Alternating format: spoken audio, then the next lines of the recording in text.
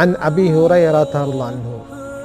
Hadis ini diriwayatkan daripada Abu Hurairah radhiyallahu anhu, anna Rasulullah sallallahu alaihi wasallam qala, sesungguhnya Rasulullah sallallahu alaihi wasallam telah bersabda, qala rajulun, satu orang lelaki berkata, dikatakan ini berlaku di zaman Bani Israel, la atasaddaqanna bisadaqatin, aku berazam sungguh-sungguh pasti aku nak bersedekah ni dengan satu sedekah.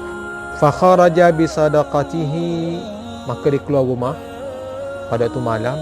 Ini sedekah secara sembunyi ni. Pada tu malam dia keluar dari rumahnya dengan bawa barang yang dia nak beri sedekah. Fa wada'aha fi yadi sariqin, maka dia telah meletakkan sedekahnya itu pada tangan, maksud tangan ni penerima lah, pada seorang yang dia tak tahu dia pencuri. Fa asbahu yatahaddatsun, maka pada besok paginya kecoh, semua berkata, tusuddiqa ala sariqin, malam tadi ada orang sedekah pula bagi pada pencuri. Sedekah bagi pada pencuri, mana orang nak bagi kan, tapi dia tak tahu. Faqala Allahumma lakal hamdu, maka lelaki ni berkata, wahai Allah, segala puji bagi engkau, nak buat macam mana? Kemudian dia kata lagi, la atasaddaqanna bisadaqatin fa kharaja bisadaqatihi, maka dia kata aku nak sedekah lagi ni, dengan satu sedekah. Maka dia keluar rumahnya pada tu malam, bawa barang sedekahnya itu. Fa wada'aha, maka diletakkan barang sedekah itu fi yadi zaniyatin, pada tangan ataupun pada satu orang perempuan pelacur. Fa asbahu, besoknya pun yatahaddatsun, orang berkata-kata, tusaddiqal lailata ala zaniyatin, malam tadi ada orang sedekah tapi bagi pada pelacur pula, nak buat macam mana?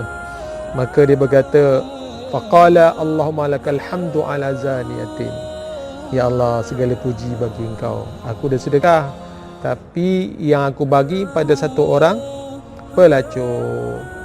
Dia pun bagi tahu lagi, la atasaddaqanna bisadaqatin fa kharaja bisadaqatihi fa wada'aha fi yadi ghanim. Dia kata aku nak sedekah lagi malam ni, semalam dah silap dah tu, dia kata nak sedekah. Dia pun keluar bawa barang yang dibagi itu pada tu malam. Kemudian dia telah berikan, dia tak tahu siapa, pada satu orang kaya. Kecoh.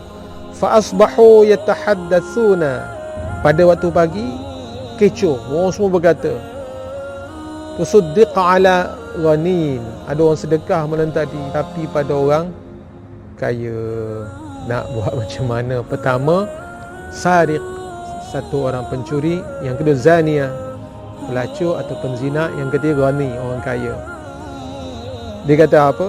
Faqala Allahumma lakal hamdu ala sariqin wa ala zaniyatin wa ala ghanin, ya Allah, segala puji bagi engkau, sedekah aku jatuh pada orang pencuri, pada penzina atau pelacur, pada orang kaya.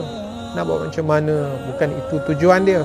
Kemudian fa'utiya, ditafsirkan fa'utiya ini datang berita, maksudnya dalam mimpi. Dalam mimpi dia bagi tahu sedekahnya diterima. Faqila lahu, maka dikatakan padanya, amma sadaqatuka ala sariqin la'allahu an yasta'iffa an sariqatihi, adapun sedekah engkau pada orang pencuri itu, pada pencuri itu, memang takdir Allah Subhanahu Wa Taala, semoga dengan itu dapat menjadikan sebab dia bertaubat, sedar. Kemudian wa amma zaniyatu, adapun penzina ni, fala'allaha, moga-moga dia itu, moga-moga dengan sedekah itu, ai antasta'ifa an zinaha, dengan sedekah itu menyebabkan dia bertaubat. Wa ammal ghani, orang kaya pula macam mana?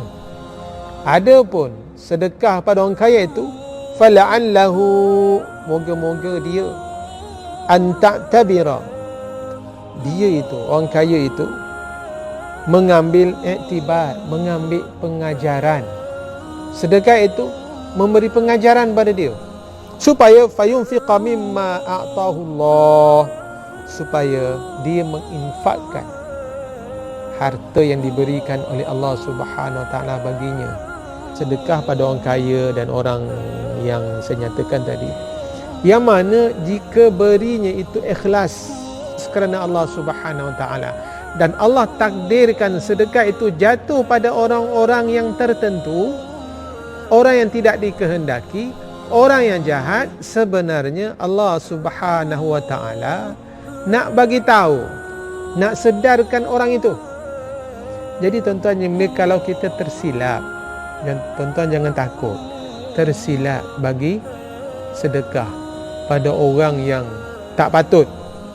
Yang penting ikhlas kerana Allah Subhanahu Wa Taala. Jadi tuan-tuan yang mulia, kalau kita memberi ikhlas, pertama Allah terima. Yang kedua, Allah Subhanahu Wa Taala akan beri kesan